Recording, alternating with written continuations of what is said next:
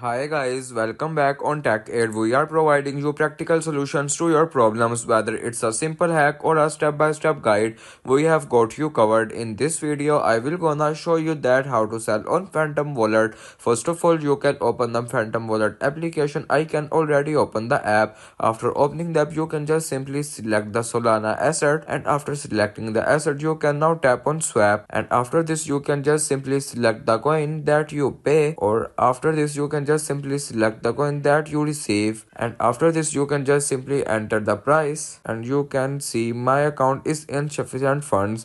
If you have a sufficient funds, you can sell on Phantom Wallet, and after this you can see the one more option that is sell on Phantom Wallet, and it is a way you can sell on Phantom Wallet, and after selling on Phantom Wallet the price is received to your wallet. If you want to keep your online activity private and access to restricted contents like I do, trying using a VPN. It's secure, easy to use, and makes a browsing safer. The link to buy is in the description below. If this tutorial helped, don't forget to like the video and subscribe for more practical solutions. Got questions or need extra help, drop a comment below and we will be happy to assist. See you in the next one. Thanks for watching.